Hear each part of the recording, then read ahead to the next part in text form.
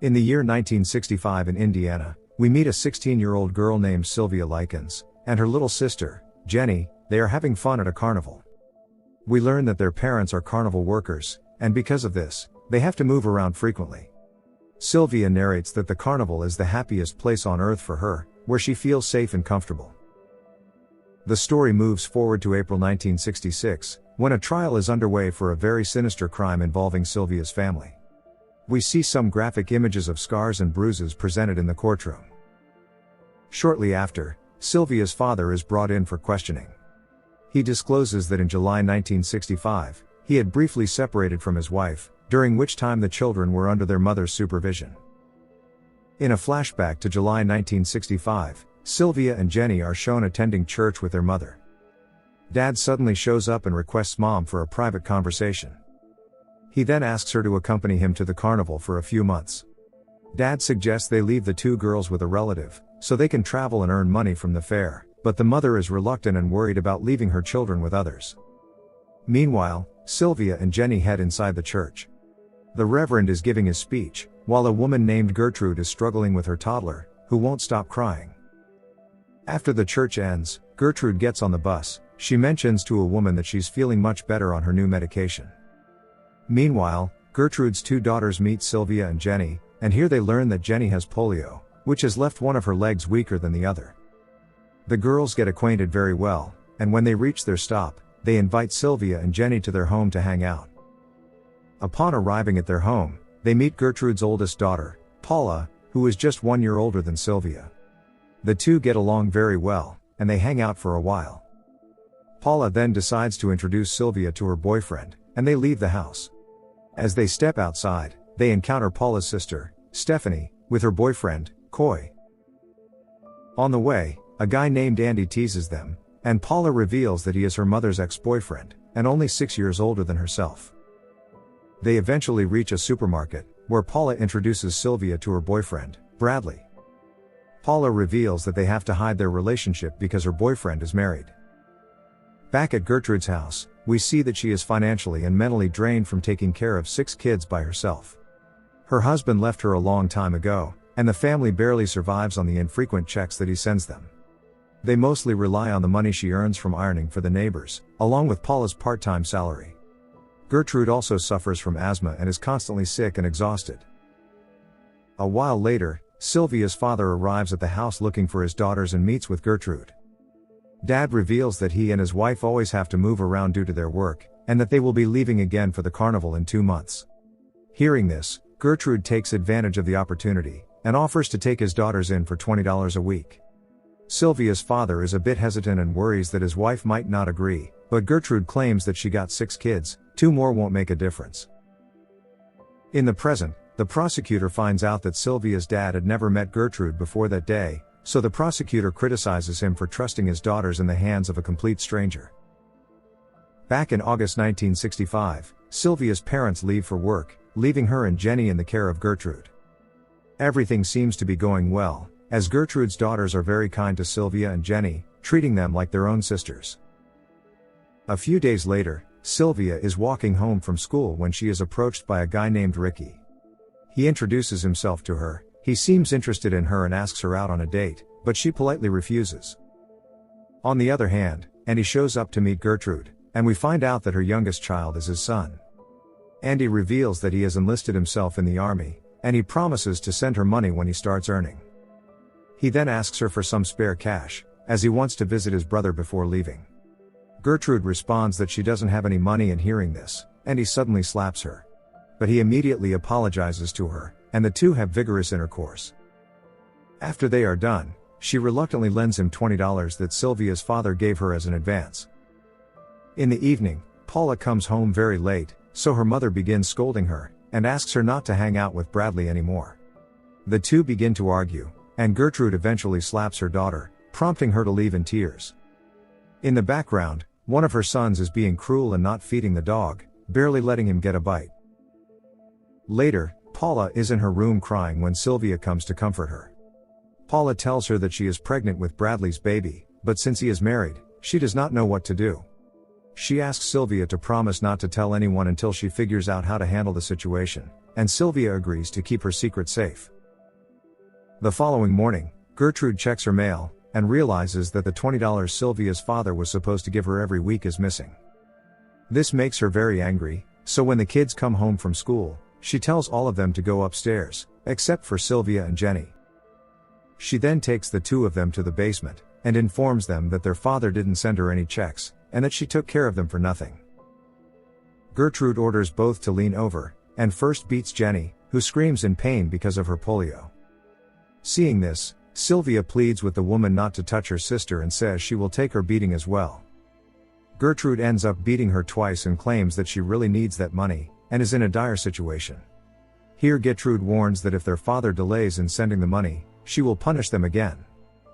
After she leaves, Sylvia comforts Jenny, saying they have been beaten by their parents before, and it's not a big deal. The following evening, Gertrude gets a $20 check from Sylvia's father and a letter for the girls, sharing their number for the daughters to call. That night, Sylvia and Paula go out into the city and hang out with boys in the back of a truck. Here Ricky continues to make advances on Sylvia, but she rejects him again. Paula then notices Bradley there, so she follows him into the back of the alley. He says that he wants to break up with her because his wife is very angry. Paula refuses this and tries to kiss him, but he gets aggressive.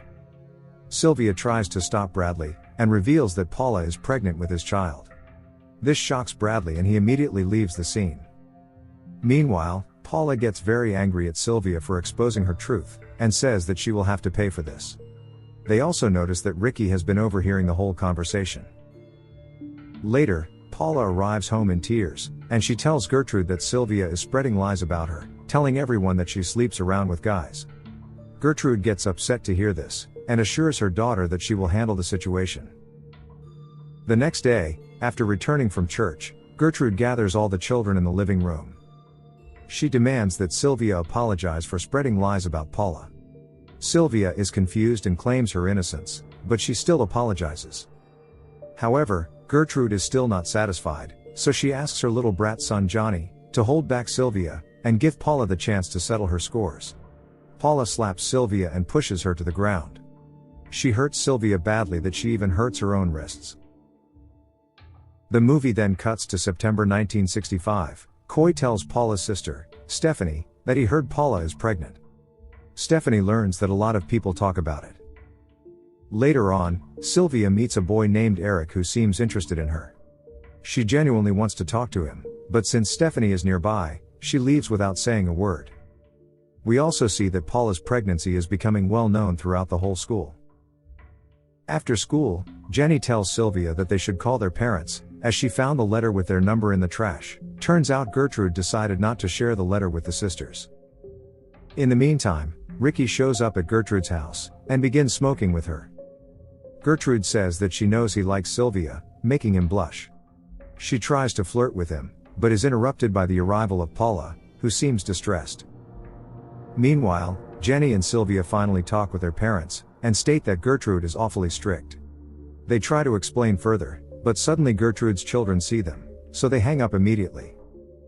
When the two return to the house, Gertrude questions them about how they got the money to make a long-distance call, so Sylvia claims that she just traded empty bottles for coins. Gertrude doesn't believe her, accuses her of stealing money from her, and drags her by the hair. She then punishes her.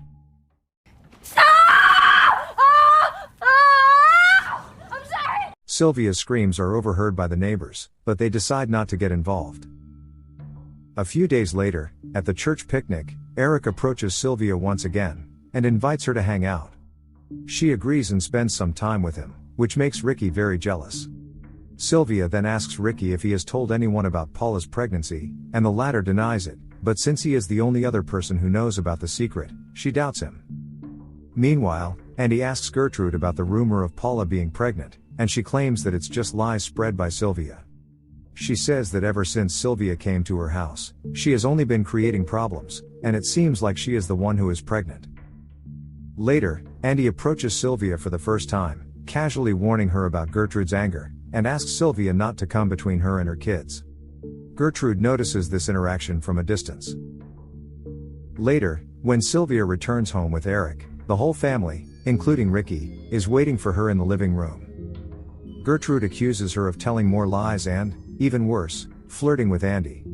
Sylvia swears that she is innocent, but Gertrude doesn't listen. She then gives Sylvia a Coke bottle, and asks her to stick it into her private parts as a punishment, while being watched by Jenny. As the poor girl is forced to do so, Stephanie and Coy also arrive and witness the abuse. Gertrude then orders Coy and Johnny to grab her and take her to the basement. The neighbors hear Sylvia's screams, but they decide to ignore them. The guys then throw her into the basement, where she soon passes out. Later, Sylvia regains consciousness in the basement, and starts to look around.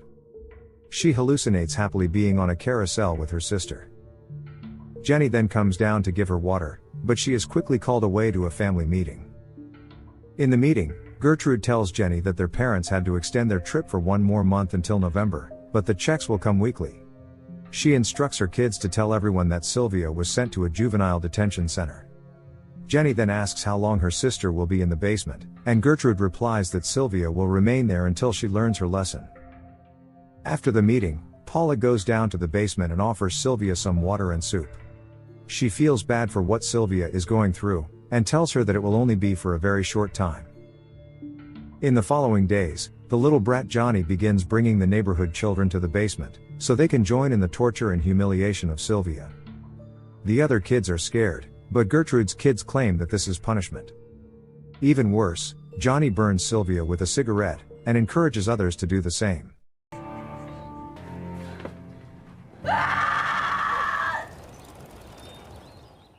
The neighborhood kids soon become fond of stopping by the basement to torture and humiliate Sylvia. She is kicked and beaten, sprayed with cold water, and physically humiliated. She is given barely any water or food, while the rest of them are laughing and mocking her. The scene then shifts to the present in the courtroom, where all these neighborhood kids are also brought in for questioning. They confess to their actions, and when asked by the prosecutor why they tortured Sylvia, they all respond they don't know. Back in October 1965, Gertrude checks her mail, and finds a note from the laboratory confirming Paula's pregnancy. Ricky then arrives at the house and smokes a cigar with her. He asks about Sylvia, and Gertrude tells him that she is busy with the other boys and won't have anything to do with him. Later, Paula arrives and tells her mother that she is feeling guilty. She asks her to forgive Sylvia for the wrongs she committed, but the crazy mom refuses, claiming there are things in life that we must do, whether we like it or not. Later, Gertrude goes down to the basement, and admits to Sylvia that she knows what it's like to be sick. Gertrude then claims that she is doing everything she can to discipline and protect the children since she is all they have. Just then, the church reverend comes to the house to visit. He reveals to Gertrude that Paula has confessed to him that she is pregnant. The cunning woman flatly denies this, and claims it is just a lie that Sylvia has spread. The reverend then mentions that Sylvia hasn't been to church for weeks, and asks if he can talk to her for a moment. Gertrude explains that she is in juvenile detention, to which he replies that he will go there to see her. Once the reverend leaves, Paula also leaves, avoiding a confrontation with Gertrude. Gertrude then gathers everyone into the basement. In a fit of craziness, she writes the words with a marker on Sylvia's body. As if that wasn't enough, she also begins carving her stomach with a heated needle. Ricky shows up at that moment, and is horrified to see what's happening. Gertrude tells him that Sylvia has been with every boy in town except him, and asks for his help in carving her. He hesitates at first, but eventually joins in the torture. We then learn that they have written the words "I'm a prostitute, and proud of it," on her stomach. At nightfall, a guilt-ridden Paula goes down to the basement, and helps Sylvia escape. Unfortunately, one of Gertrude's daughters soon hears the noise, and tells the mother to go after Sylvia, but Paula stops her. After running for a while, Sylvia comes across Ricky, and pleads with him not to hurt her. He apologizes for marking her, and claims he's gonna help her. He then suggests going to the police, but Sylvia says she wants to see her parents. But as Ricky starts the car, Ricky! Oh God! Ricky! We're going! fortunately, the two manage to drive away just in time. The following morning, Sylvia is dropped off at the carnival where her parents work, and Ricky is then told to go back to make sure Jenny is okay. The poor girl finally reunites with her parents, who are horrified to see her condition. She shows them her branding, and informs them of everything that has happened. Later on, they all drive back to Gertrude's place to confront her and to pick up Jenny. Sylvia then asks her parents to stay in the car, and claims she has to deal with this herself. However, as Sylvia enters the house, she hears someone saying, "She's not breathing," and sees the panicked Gertrude's children. Sylvia. At this point, it is revealed that Sylvia has passed away, and the whole thing about her escaping and getting to her parents was the last thing she dreamed of. Gertrude claims that the girl is faking and is still alive, while the kids finally get some responsibility. Ricky calls the police and informs them that there might be a dead girl in the house. When the police arrive, Jenny immediately asks them to get her out of there and she will tell them everything. At the court hearing, Jenny reveals everything, and the prosecutor asks why she never called the police when she saw her sister being tortured. Jenny says she was too scared to tell anyone because Gertrude would treat her the same. The prosecutor then asks her if she saw her sister cry, and Jenny sobbingly replies that Sylvia didn't have enough water in her body to shed tears. When it's Gertrude's turn to speak, she lies about all the abuse she did. She even says her kids lied about everything, which just shows how careless and inhuman she is. In a voiceover, Sylvia narrates that Gertrude was eventually found guilty of first-degree murder, and sentenced to life in prison. Paula was found as an accomplice, served a couple of years in prison, and after giving birth, she named her baby Gertrude. Johnny was convicted too. He became known as the youngest inmate ever in the Indiana State Reformatory. Ricky served time in the reformatory for third-degree manslaughter, and died at the age of 21 from lung cancer. Coy also served time in juvenile detention. Jenny was left with the district attorney and his family, who helped her recover. Later, we learn that Gertrude got released 20 years later, but died just 5 years after her release.